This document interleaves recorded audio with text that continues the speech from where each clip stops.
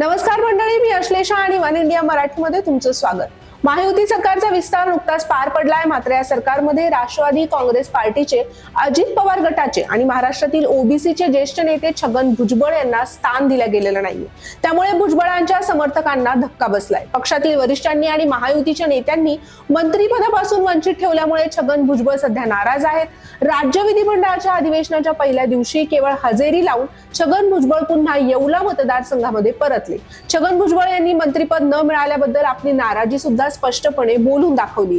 तसंच आता आपण कार्यकर्त्यांशी बोलून पुढील दिशा ठरवू असं सूचक इशारा सुद्धा छगन भुजबळ यांनी माध्यमांशी संवाद साधताना दिला आहे. त्यांना पुढच्या भूमिकेबद्दल प्रश्न विचारल्यानंतर त्यांनी एक सूचक वक्तव्य केलंय, ज्यामुळे राज्याच्या राजकारणामध्ये तर्कवितर्कांना उधाण आलंय. नाराज भुजबळांना प्रसार माध्यमांच्या प्रतिनिधींनी विचारलं की तुम्ही आता नागपूरमधील विधानसभेच्या हिवाळी अधिवेशनामध्ये सहभागी होणार नाहीत का? पक्षाने डावलल्यानंतर तुमची आता पुढची भूमिका काय असेल?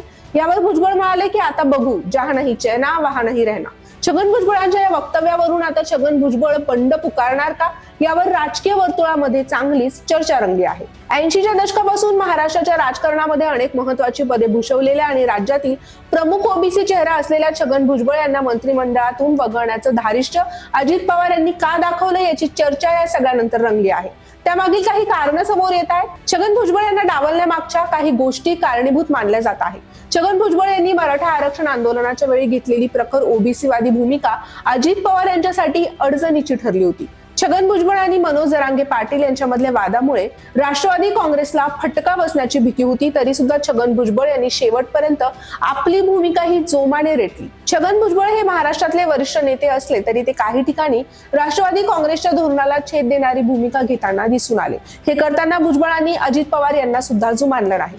मनोज जरांगे यांच्या आंदोलनाच्या वेळी छगन भुजबळ यांनी स्वतःची स्वतंत्र भूमिका घेतली. राष्ट्रवादी काँग्रेसमधून मनोज जरांगे यांच्या विरोधात कोणीही चकार शब्द काढत नसताना छगन भुजबळ हे मात्र जरांगेवर टीकेचं बाण सोडत होते.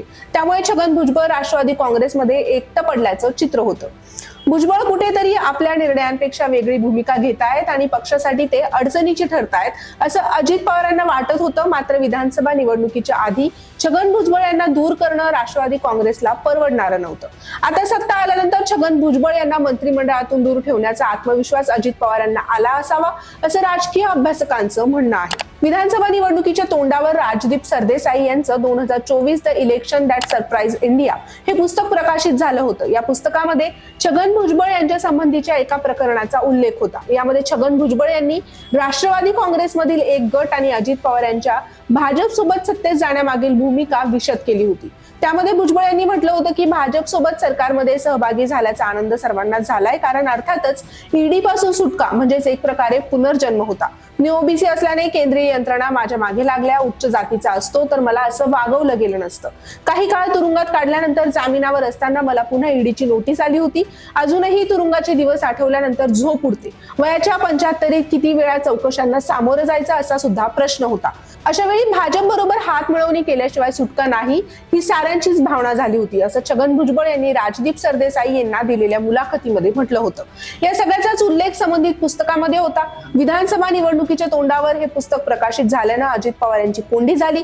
तसंच त्यांच्या चारित्र्यावर पुन्हा शंका उपस्थित झाल्या होत्या.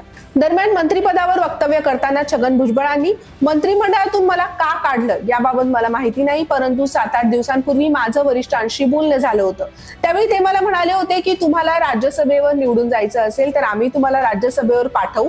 मी त्यांना म्हणालो, जेव्हा मला राज्यसभेवर जायचं होतं तेव्हा तुम्ही मला ती संधी दिली नाही. तेव्हा तुम्ही मला सांगितलं की विधानसभेची निवडणूक लढवा.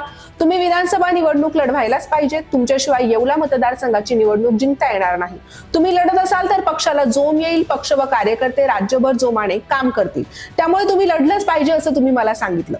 तुमच्या या सल्ल्यानंतर मी विधानसभा निवडणूक लढवली. येवल्यातील जनतेने मला मोठा आशीर्वाद देत निवडून दिलं. आता मी तुमच्या सांगण्यावरून आमदारकीचा राजीनामा देऊ शकत नाही. तसं केल्यास माझ्या मतदारसंघातील जनतेची ती प्रतारणा होईल.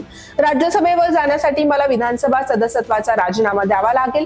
मी तसं केल्यास माझ्या लोकांसाठी ते दुःखदायक असेल. माझे मतदार रागवणार नाहीत, पण निश्चितपणे त्यांच्या मतांची ही प्रतारणा होईल, जे की मी करू शकत नाही.